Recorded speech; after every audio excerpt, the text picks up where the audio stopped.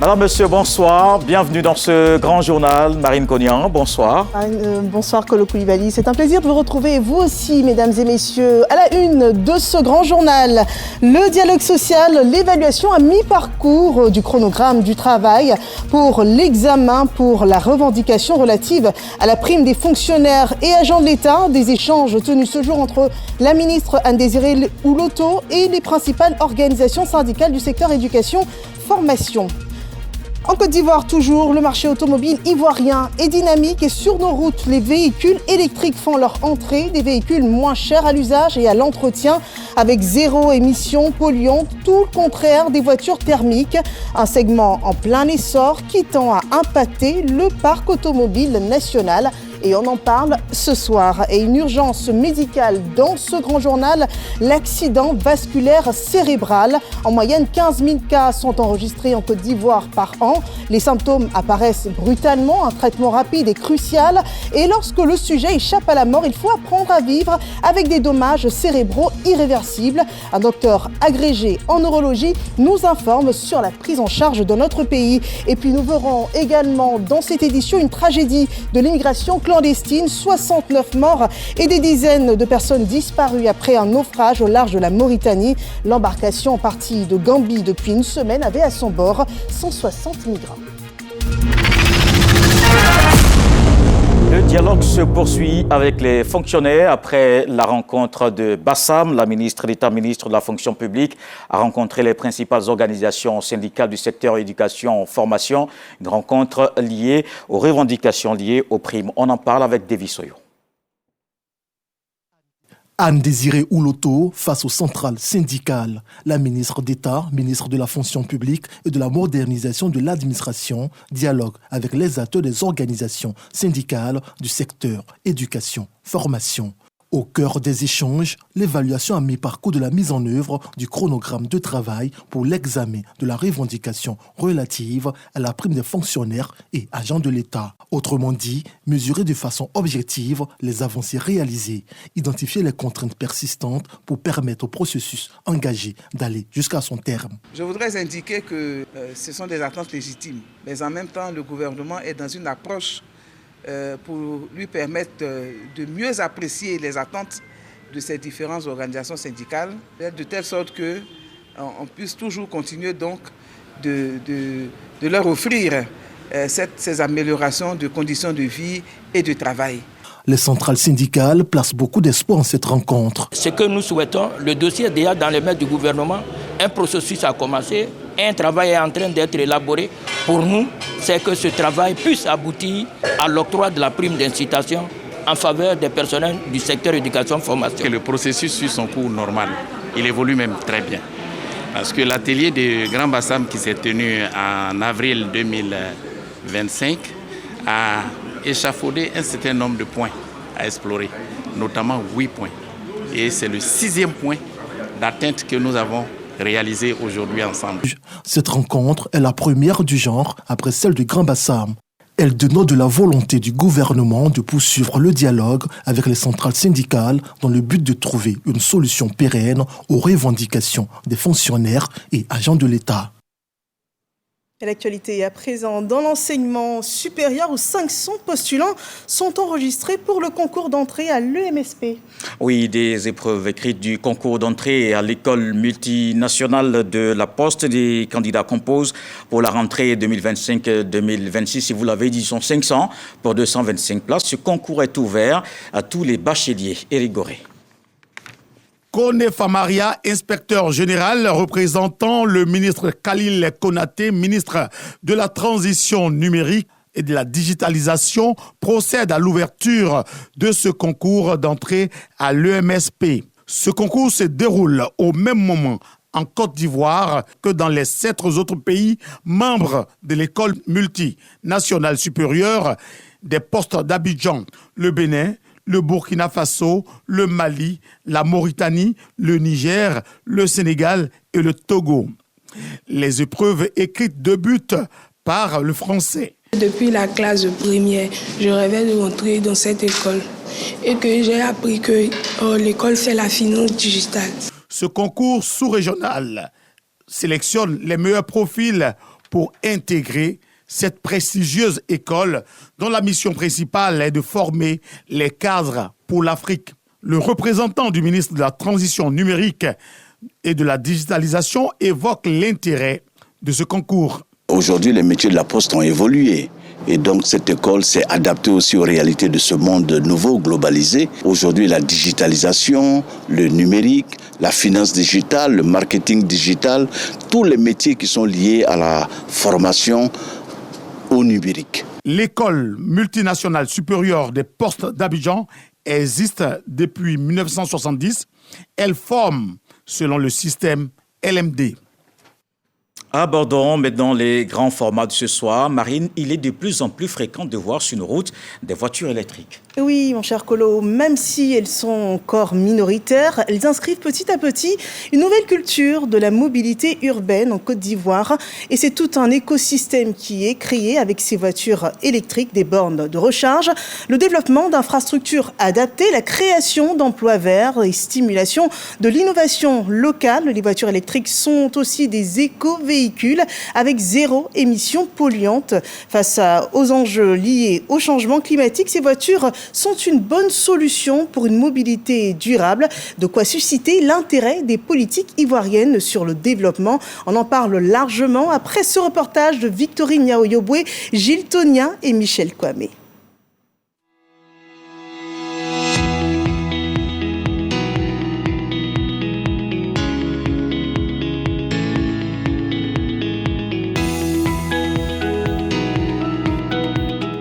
Nous avons rendez-vous avec un Noblé, un conducteur de VTC électrique à Abidjan. Auparavant chauffeur de taxi à moteur thermique, il explique la raison de ce basculement vers le véhicule électrique. J'ai opté pour le véhicule électrique parce que c'est plus économique.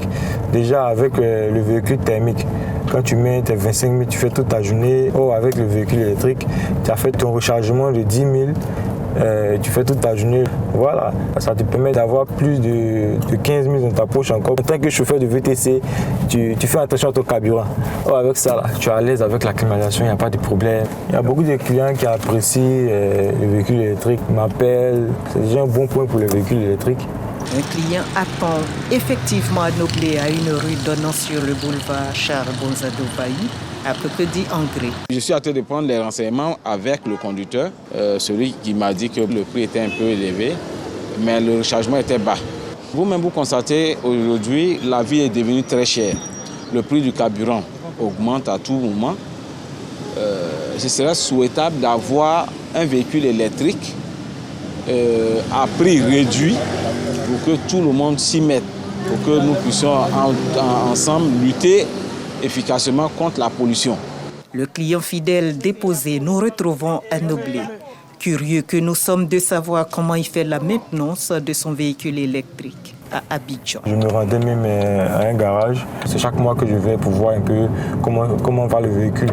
Voilà. Donc vous allez nous faire visiter? Oui, donc je vais vous faire visiter le garage et on verra. Bonsoir monsieur. Bonsoir monsieur. Ça va? Oui, ça va bien. Oui. Je suis venu pour le check de mon véhicule là. Check du Oui, oui. D'accord, il faut bien garer. Ok. Un atelier visiblement moderne et équipé avec des mécaniciens à la tâche.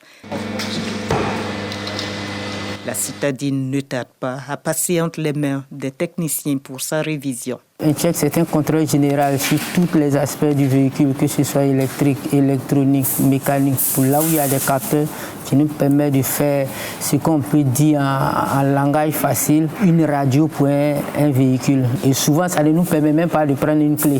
C'est-à-dire qu'à partir de l'ordinateur, on peut faire une reprogrammation, on peut faire une réparation et le véhicule sort sans autre anomalie. Comme le conducteur de VTC, ces mécaniciens travaillaient déjà sur les moteurs thermiques avant de se former à l'électrique sur initiative de la responsable de cette structure. Aujourd'hui, l'expertise que nous avons est venue des formations avec certains partenaires. On a fait également voyager nos équipes internes à l'extérieur. En plus de l'expertise, nous avons aujourd'hui des équipements qui nous permettent de pouvoir réaliser à bien nos tâches. La maintenance, un maillon de la chaîne qui rassure les utilisateurs de véhicules électriques en Côte d'Ivoire, au point où certains entrepreneurs dans le VTC sont en train de migrer vers le véhicule électrique.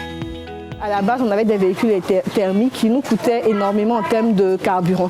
Ça représentait à peu près un tiers de notre chiffre d'affaires mensuellement.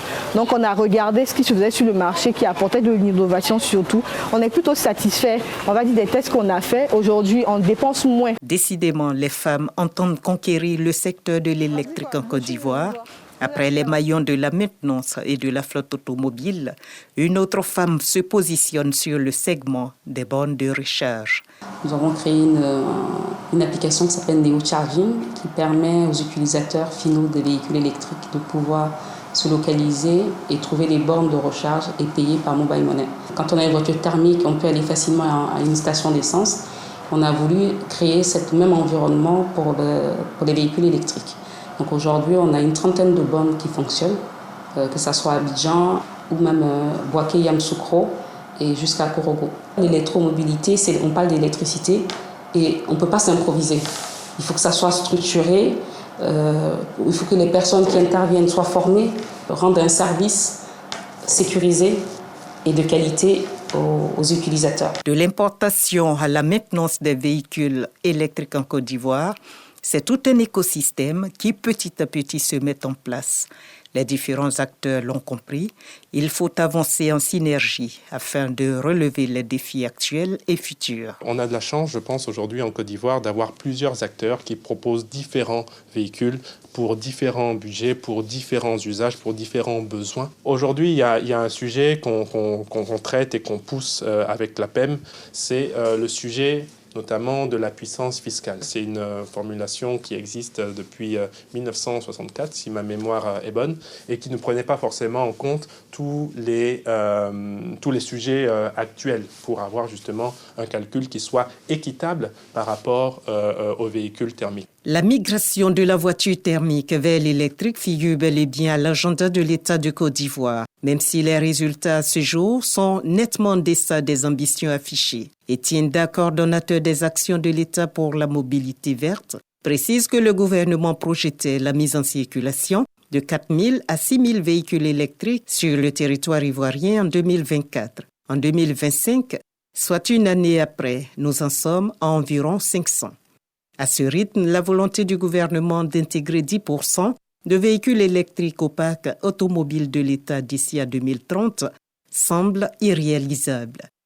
Alors que l'Occident compte bien arrêter la construction d'automobiles à combustion thermique à l'horizon 2035. Comme solution, les acteurs préconisent. Il y a plusieurs pays en Afrique qui sont nos voisins, comme le Togo, le Bénin et le Ghana, où c'est zéro taxe quand la voiture électrique arrive. Pour promouvoir l'électromobilité, il va falloir qu'on trouve une solution pour aider ceux qui acquièrent cette nouvelle technologie. Les consultants internationaux sont du même avis sur la question. La transition énergétique étant devenue non pas un choix, mais une nécessité. Et pour accompagner cette dynamique en Côte d'Ivoire, des concessionnaires ont jugé bon de mettre des véhicules hybrides sur le marché. Une initiative que des défenseurs de l'environnement trouvent judicieuse. Passer à l'électrique, c'est montrer que la mobilité propre peut être réelle en Afrique et surtout en Côte d'Ivoire. L'environnement aussi, c'est l'alternative. Il faut penser à l'alternative. Donc l'hybride peut être une belle alternative, le temps qu'il y ait un maillage sur le territoire national de bornes électriques. Avec cette mobilisation des acteurs privés, de la société civile et la volonté affichée du gouvernement afin de lever les éventuels verrous, la Côte d'Ivoire est bien partie pour adopter le véhicule électrique, ce qui est un grand pas vers la mobilité verte.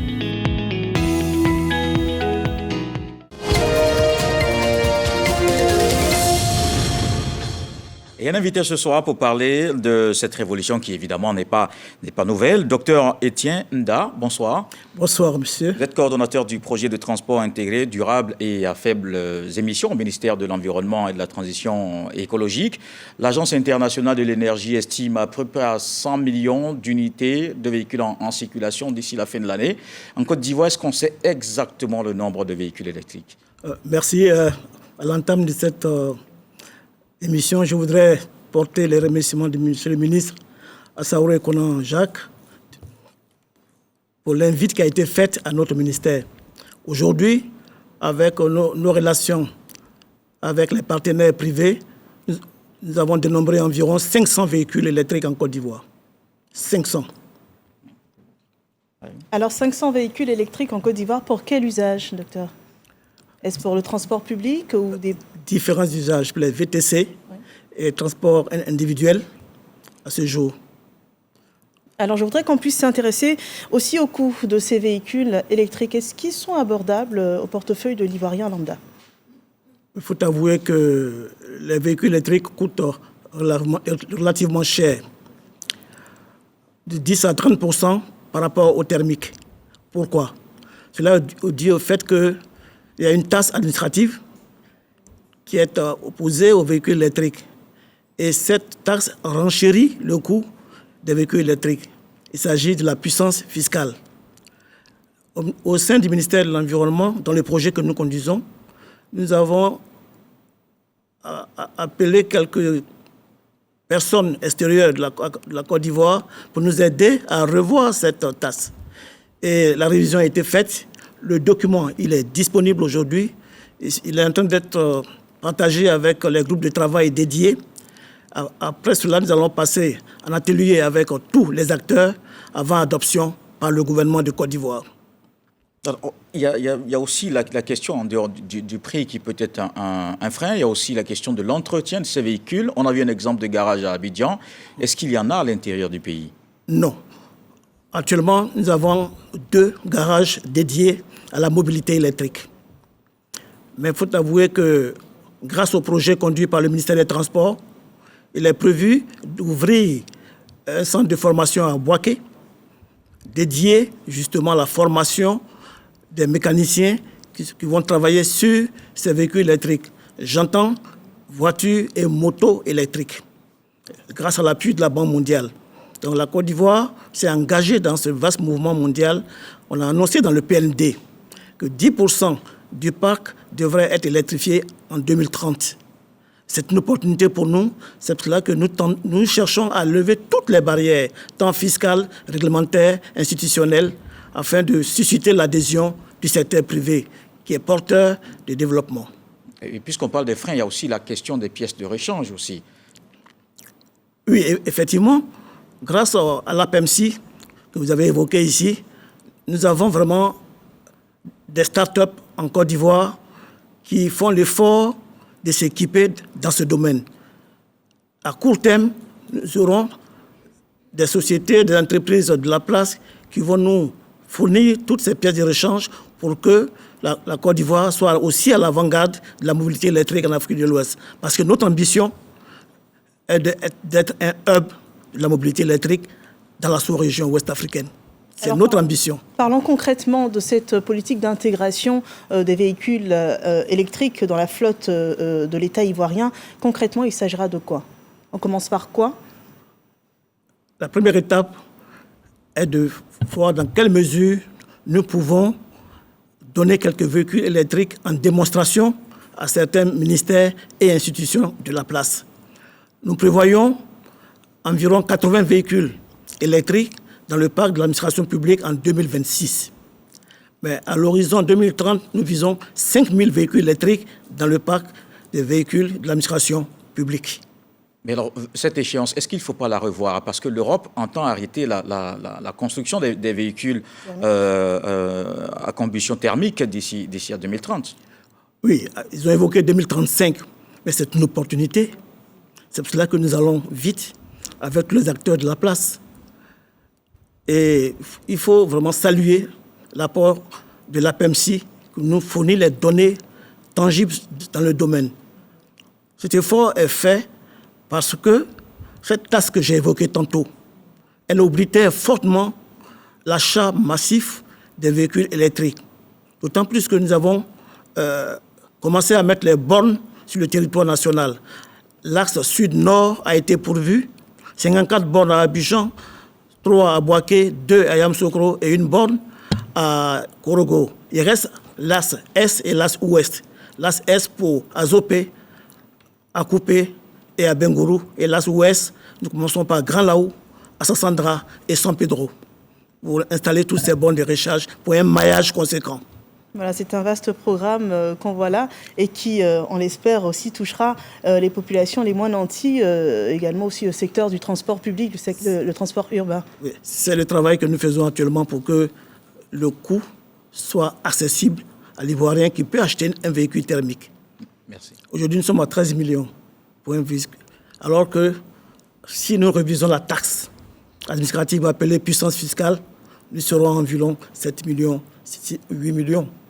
C'est notre combat aujourd'hui. C'est certainement plus bas, ce serait tant mieux. Encore plus bas, bien sûr, bien sûr. Et donc, d'ici décembre, nous allons verser sur la table du gouvernement ivoirien toutes les réflexions qui ont été faites et qui sont en circulation au sein des groupes de travail dédiés sur la question.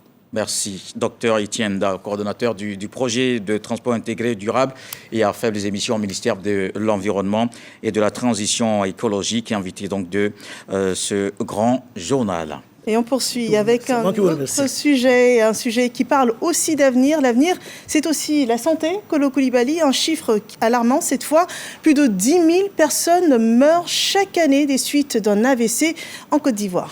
Oui, près de 15 000 en sont victimes au total. Les rescapés doivent composer avec d'importantes séquelles, paralysie, perte de la parole, déformation du visage. De nombreuses victimes deviennent totalement dépendantes de leurs proches. Et derrière les chiffres alarmants, il y a des rêves brisés, des familles qui s'effondrent, des économies englouties, mais aussi des parcours de courage et de résilience. Quand l'AVC chamboule des vies, c'est un reportage de Khalil Diomandé.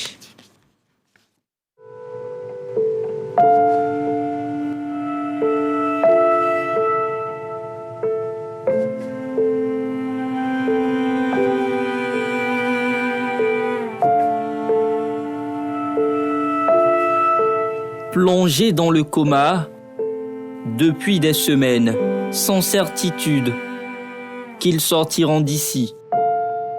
Leur vie a basculé en quelques minutes après une rencontre inattendue avec une pathologie silencieuse et redoutable. L'accident vasculaire cérébral, appelé communément AVC.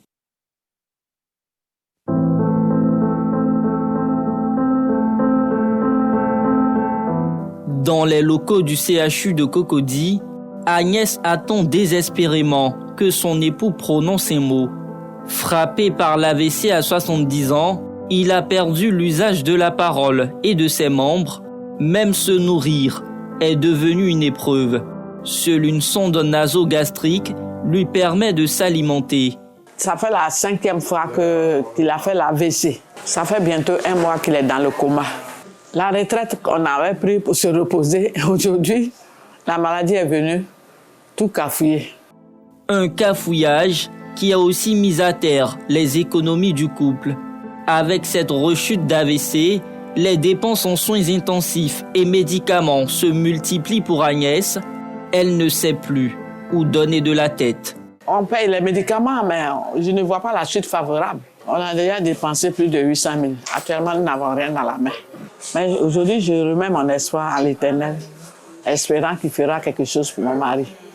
Chaque année, le CHU de Cocody reçoit des centaines de malades d'AVC, suivis par des neurologues comme le docteur Muriel Amon. Nous enregistrons dans le service de neurologie 200 à 300 cas d'accidents vasculaires cérébraux par an. Il existe 2 types d'accidents vasculaires cérébraux. L'accident vasculaire cérébral ischémique, il s'agit d'un caillot qui bouche une artère au niveau du cerveau. Quant à l'accident vasculaire cérébral hémorragique, il s'agit d'une artère qui se perce avec le sang qui passe au niveau du tissu cérébral. Les différents facteurs de risque, nous avons l'hypertension artérielle, le diabète, le manque d'activité physique, la consommation excessive d'alcool et de tabac. De nombreux patients auraient pu connaître un meilleur sort grâce à la thrombolyse, un traitement réputé pour son efficacité contre l'AVC. Mais sa disponibilité reste un défi dans les hôpitaux publics. Normalement, quand un patient présente un accident vasculaire cérébral ischémique, nous avons 4h30 pour qu'il puisse bénéficier du traitement de thrombolyse intraveineuse en urgence. Malheureusement, nous ne disposons pas de ce traitement, ce qui fait que la plupart de nos patients, on les retrouve dans un état de handicap moteur ou de troubles de la parole. Ce traitement est disponible dans les structures privées et il avoisine 1 600 000. C'est donc une occasion pour nous de lancer un appel aux autorités, aux fondations pour pouvoir nous aider à rendre disponible ce traitement. L'AVC fait des ravages en Côte d'Ivoire. 15 000 cas sont enregistrés par an avec plus de 10 000 décès. Et ceux qui survivent, comme Bosco, portent de lourdes séquelles. Victime d'un AVC ischémique en avril 2024, ce technicien automobile de 41 ans est devenu totalement dépendant.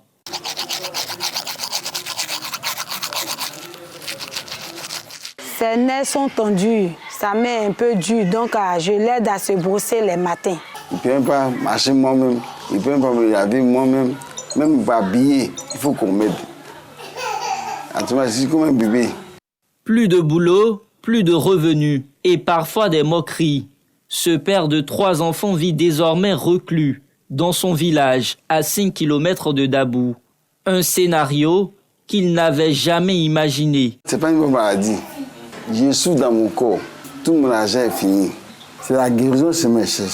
Je suis fatigué, étant donné devant mes amis. Mes amis me disent ça beaucoup. Tu fais quoi avec ce monsieur qui est malade, qui ne fait rien, qui va nulle part? Je leur ai dit non. Je ne l'ai pas connu comme ça. Il travaillait. Quand j'ai besoin de quelque chose, il me donne. Aujourd'hui, si il est malade, moi aussi, je dois rester près de lui. Difficile de retenir ses larmes face à tant d'épreuves. Bosco espère retrouver un jour toute sa motricité, mais il n'a pas les moyens de se payer les services d'un kinésithérapeute.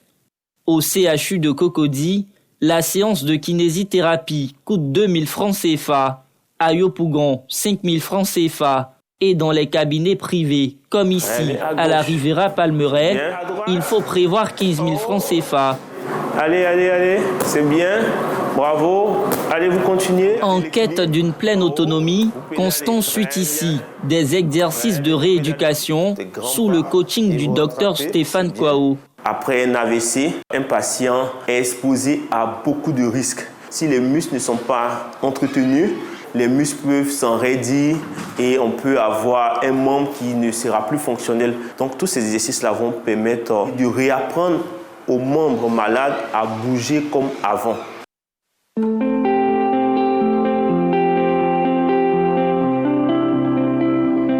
Se relever et rebâtir une nouvelle vie suite à un accident vasculaire cérébral, voilà le véritable défi pour bien de victimes.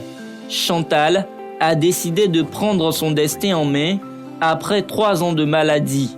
Elle est aujourd'hui cadre dans une entreprise. C'est la prière, c'est la foi dans le Seigneur. C'est ça qui m'a porté. Parce que seul, je n'aurais pas pu m'en sortir. Je me suis battue pour gagner en autonomie. Je me suis entraînée à la maison à être le plus rapide possible avec une main. Et puis, fondamentalement, je croyais à un rêve. Je rêvais d'être mère, d'avoir une vie de famille. Et j'avais très tôt décidé que l'AVC n'allait pas m'empêcher de réaliser ce rêve-là. De son expérience est née l'ONG AVC Espoir. Pour moi, il était impérieux qu'on ait un outil d'information sur cette pathologie. Nous avons institué en Côte d'Ivoire les journées nationales de lutte contre les AVC. Nous suivons des victimes. En 2023 et 2024, nous avons subventionné des séances de rééducation d'environ une 60aine de malades. L'Organisation mondiale de la santé indique que d'ici à 2030, l'AVC ischémique pourrait provoquer 5 millions de décès. La prévention est donc de mise. Le dépistage précoce et la pratique régulière du sport sont fortement recommandés car l'AVC frappe sans prévenir avec parfois des dommages irréversibles. Et oui, le sujet est vraiment préoccupant. On va en parler davantage en recevant Dr Kochi Élisée Boni, agrégé en neurologie à l'Université Alassane Ouattara de Bouaké. Docteur, bonsoir. Bonsoir, monsieur. Et bienvenue. On l'a vu dans le sujet, un patient qui a chuté 5 fois. Qu'est-ce qui est à la base de ces cas de rechute? D'entrée de jeu, je voudrais vous remercier pour cette lucane que vous m'offrez pour apporter des informations supplémentaires concernant l'AVC. Et lorsqu'on regarde le reportage, certains patients peuvent être en situation de récidive d'AVC et plusieurs causes peuvent être identifiées, notamment les facteurs de risque qui sont non contrôlés malgré le traitement, par exemple pour l'hypertension artérielle. Malgré un traitement antihypertenseur qui a été institué, on n'arrive pas à contrôler cette hypertension. Pour le diabète également, pour la dyslipidémie, le patient qui va, alors qu'il a une intoxication alcoolo-tabagique, ne va pas arriver à l'interrompre, peut être exposé à les récidives d'AVC. Donc, facteur de risque non contrôlé. On a également comme autre élément l'inobservance thérapeutique. On a certains patients qui vont abandonner leur traitement parce qu'ils n'ont finalement pas de moyens pour pouvoir le poursuivre, ou d'autres parce qu'ils se sentent mieux, sont fatigués de prendre les médicaments. Ils pensent se sentir mieux, abandonnent le traitement. Et à la suite de cela, le drame survient. Et dans certains cas également, on va dire d'environ 20 à 30% des cas, malgré une recherche étiologique poussée, on n'arrive pas à mettre en évidence certaines causes d'AVC. Il y a certains troubles du rythme, notamment la fibrillation atriale paroxystique, pour laquelle il faut réaliser des examens un peu plus approfondis, des enregistrements de longue durée. Et lorsque ceux-ci ne sont pas faits, on peut passer à côté de ces étiologies-là, qui également peuvent être à l'origine de récidives. Alors, docteur, bonsoir. S'il y a des cas de rechute, et de nombreux cas de rechute, c'est qu'il y a des personnes à haut risque d'accident vasculaire cérébral. Quels sont les symptômes qui pourraient immédiatement alarmer un sujet sur un risque d'un prochain AVC éventuel? D'accord, bon. L'AVC, comme on le dit, c'est un accident. Ouais. C'est un phénomène qui va survenir de façon soudaine. Et on ne s'y attend pas forcément. Et donc, il y a des signes d'alarme, notamment un patient qui, soudainement, aura une paralysie du visage, notamment la bouche de travers. Lorsque le patient présentera de façon soudaine, soit une odeur d'un bras ou d'une jambe, ou même de la moitié du corps, il faudra s'en alerter et aller le plus vite possible vers le service des urgences. Également, on peut avoir un trouble de la parole qui s'installe de façon soudaine, un mal de tête intense, inhabituel, qui survient de façon soudaine. C'est un peu ces signes d'alerte-là qui doivent amener le patient à se rendre assez rapidement, urgemment, vers un centre de santé où il y a un service d'urgence. Est-ce qu'on a toujours cette alerte, ou bien on a toujours ces signes, un ou plusieurs de ces signes avant l'accident? Généralement, lorsque le vaisseau sanguin subit un choc, soit qu'il est obstrué ou qu'il est rompu, immédiatement les signes neurologiques vont apparaître.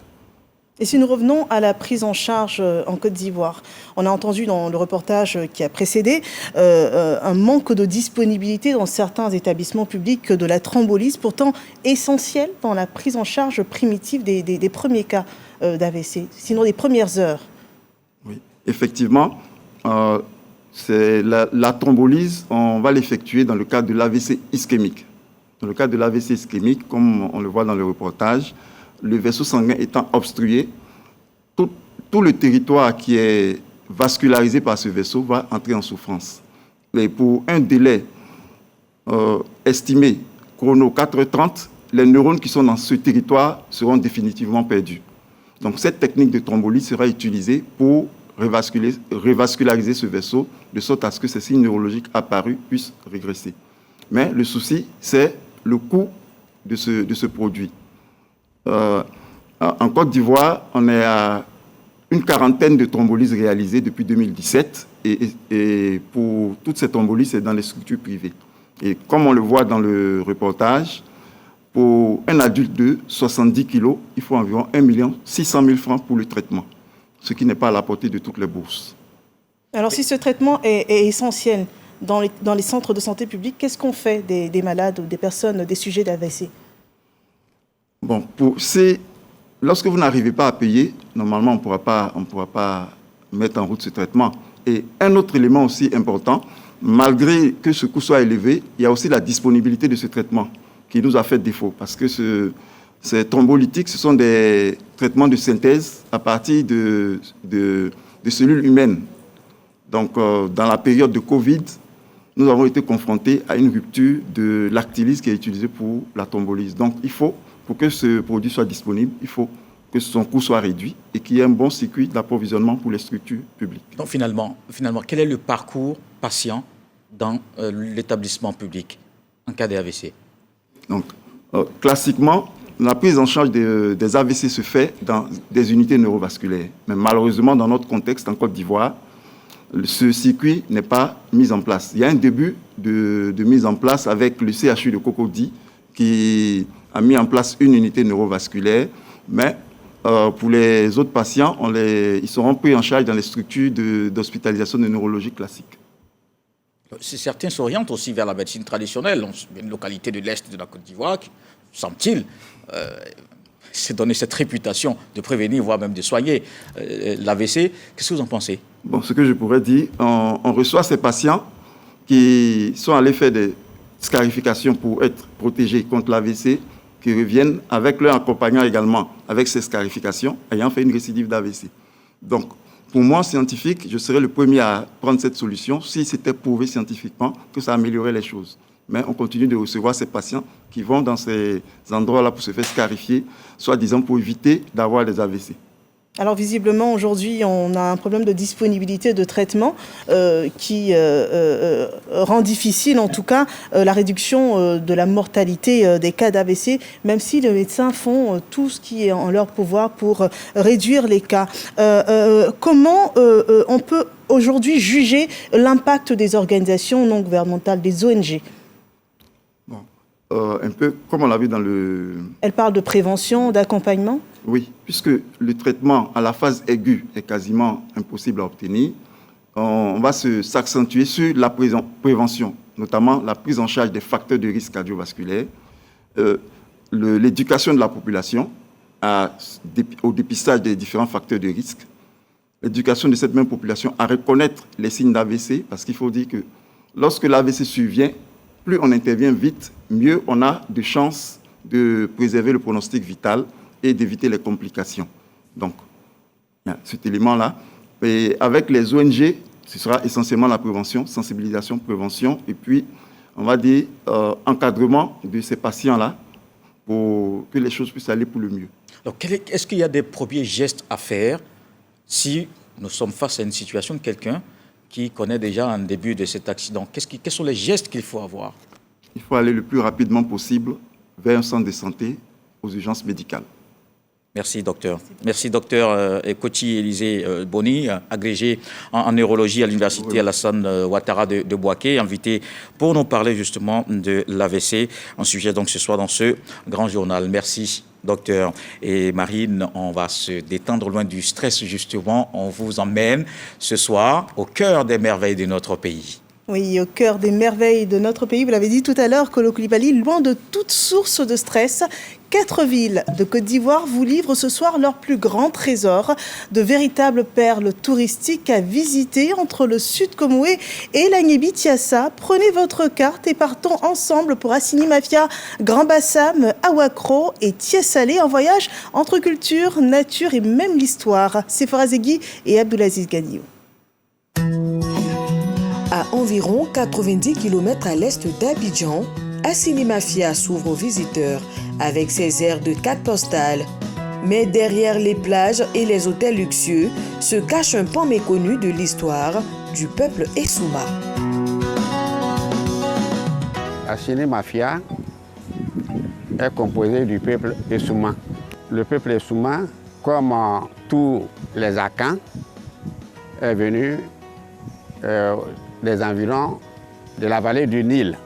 Donc, nous ici, on considère que la vallée du Nil, c'est l'Égypte. Assini, c'est aussi un coin de nature exceptionnel, entre lagunes étincelantes et îles éotilées. Les paysages marins sont à couper le souffle. Les amateurs de balades en bord de mer, de baignade ou de sports nautiques y trouvent leur bonheur. On avait besoin de calme. On voulait se rapprocher de la mer, de la lagune. C'est plus calme, les gens ici sont plus chill, c'est plus cool. Et puis pour découvrir, on n'était jamais venu, donc en tant que Français, je devais venir à Assini pour découvrir un peu plus le pays. Depuis le Burkina, on a eu de bons retours concernant Assini, donc on s'est dit qu'on allait venir faire un petit tour pour aussi découvrir le coin et faire notre propre opinion et Allez, continuez de faire la publicité. Je pense que ce qu'on a dit le plus, c'était que c'était incroyable dans les paysages, la végétation. Et encore aujourd'hui, c'était pas du tout prévu qu'on arrive là et qu'on fasse ça. On devait juste faire une balade à bateau, en pirogue. Et finalement, de fil en aiguille, on a rencontré plein de monde. Et donc, on a fait du jet ski, on s'est baigné, on a mangé, on a parlé et on rigole. Les mangroves, avec leurs racines enchevêtrées, jouent un rôle essentiel dans l'équilibre de l'écosystème. Elles abritent une grande diversité de poissons et d'oiseaux. Un trésor écologique fragile qu'il faut protéger. Au cœur du village, un petit musée attire l'attention, le musée Anyaba. Ce conservatoire raconte l'histoire du peuple Essouma à travers des objets anciens et des tenues traditionnelles. Assini, c'est la porte d'entrée des Occidentaux. La Côte d'Ivoire commençait à Assini et les colons vivaient à Assini pendant plus de 140 ans avant de connaître l'intérieur. Et à l'époque, ils appelaient Assini le pays. Ce musée, c'est un pont entre le passé et le présent, une mémoire vivante. Mais au-delà de ce riche patrimoine, Assini souffre. Routes en mauvais état, manque d'infrastructures de base. Le chef central et ses notables lancent un cri d'alerte. Des femmes enceintes qui sont en travail, qui ont des difficultés pour accoucher, il faut qu'on puisse les évacuer assez rapidement. Donc il nous faut une route. La route constitue notre premier objectif. Dieu merci, de Mondoukou jusqu'à Souandé, c'est fait, mais on attend le bitume au plan intérieur ici pour désenclaver un peu ou faciliter des choses au niveau d'Assini Mafia. Un peu plus loin, toujours dans le sud Comoé, Grand Bassam dévoile ses souvenirs d'anciennes capitales coloniales. Au musée du costume, ce sont les alliances entre les peuples qui sont mis en avant. Ce jour-là, un groupe d'enfants s'émerveille devant les costumes d'époque, les objets rares, les maquettes des maisons coloniales et les vieilles photos en noir et blanc. Ce musée est logé dans un bâtiment colonial qui a été construit en 1893. Et en 1893 est passé ici le gouverneur Louis-Gustave Binger. Le 30 avril 1981, que ce bâtiment deviendra musée du costume créé par le président Houphouët-Boigny. Musée du costume pour que tous les Ivoiriens puissent s'accommoder de leurs traditions vestimentaires. Nous sommes exposés au ciel marin. Fort heureusement, le gouvernement fait beaucoup d'efforts pour que le musée ait fière allure. Grand Bassam est aussi un lieu de mémoire marqué par la stèle des victimes de l'attentat, ses manguiers centenaires et le palais du gouverneur. Nous quittons le littoral pour le centre du pays, dans la région de l'Agnébi-Tiassa, où la nature se fait monument. Classé patrimoine culturel, ce site mythique dévoile des roches aux formes étonnantes. Certaines ressemblent à des statues, d'autres à des animaux, mêlant légende et science. Que les visiteurs viennent, on leur montre les rochers, les lianes, les herbes, les plantes avec les vertus, le sol, même les papillons et tout ce qu'on voit. Vu tout, c'est fascinant et merveilleux monument préhistorique, placé en quéconce, en liquidissant, de façon péremptoire et affirmative, ce site est unique en Côte d'Ivoire, mais avec ample et âpre réserve, le parc archéologique de Ouakro et sa période paradisiaque serait unique en Afrique, voire le monde entier. Menacé dans son intégrité, le site archéologique d'Ouakro suscite l'espoir des populations qui comptent sur le tourisme pour en tirer des bénéfices. Le site est menacé. La chasse se fait ici. Ils viennent couper les bois. Ils viennent cultiver même en plein site. Et cela, ça défigure un peu la chose. Concernant le patrimoine mondial de l'UNESCO, nous voulons cela pour qu'il y ait plus d'attractions, pour que le site touristique soit plus connu et que par le nombre important de visiteurs, nous aurons un nombre important de moyens financiers aussi pour faire d'autres venues. Notre périple s'achève à Taboitien, dans le département de Tiassalé au bord du fleuve Bandama. C'est là que vit une population peu commune, plus de 300 hippopotames en totale liberté. En avril, on a 90% de chances de voir les hippos. Maintenant, la deuxième saison, c'est la saison pluvieuse qui commence dans le mois de juillet, août, septembre jusqu'en octobre. Là, on a au moins 30%, bien 50% de voir les hippos. On a la possibilité de voir ce beau paysage, cette belle nature. On a la possibilité aussi de voir les réserves qui font la fierté de ce village. Dans notre travail de tous les jours, nous manquons beaucoup de matériel. Nous voulons que l'État nous aide sur le plan matériel On a besoin des gilets de sauvetage pour pouvoir sécuriser nos visiteurs. Face à ces atouts et défis, le ministère du Tourisme, à travers sa direction régionale du tourisme du Sud Comoé, a déjà engagé un plan d'action ambitieux. C'est déjà de créer des circuits touristiques. Alors ces circuits vont nous permettre à tous ceux qui veulent découvrir la ville d'Assini de s'imprégner, de faire une immersion et de découvrir tout ce que nous avons comme potentialité touristique, culinaire et infrastructurelle, je dirais. Alors pour atteindre cet objectif, c'est de travailler avec les collectivités territoriales qui doivent nous aider, qui doivent nous accompagner. Le ministère du Tourisme mise sur la réhabilitation des accès, la formation des guides et la promotion numérique pour valoriser ces sites. Des lagunes d'Assini Mafia aux collines sacrées d'Awakro, le pays recèle un patrimoine aussi riche que fragile. À chacun de le préserver et de le faire découvrir. Et oui, à découvrir une idée de la belle Côte d'Ivoire, un voyage au cœur de toutes les richesses touristiques. Et pour terminer, dans le reste de l'actualité, en Mauritanie, au moins 69 morts après le naufrage d'une pirogue. Le pays est marqué par un nouveau drame de l'émigration clandestine. Une pirogue a chaviré mercredi dernier au large des côtes mauritaniennes. Seules 17 personnes ont survécu et au moins 69 personnes sont mortes. Selon les rescapés, 160 personnes voyageaient à bord de la pirogue partie il y a 6 jours de Gambie. Et jusqu'à ce que les moteurs tombent en panne, plusieurs dizaines sont donc toujours portées disparues selon des sources concordantes. Et voilà qui met un terme à ce grand journal. Oui, un terme à ce grand journal. Merci de nous avoir suivis. Merci à toutes les équipes techniques et éditoriales. Et merci surtout à vous, chers téléspectateurs.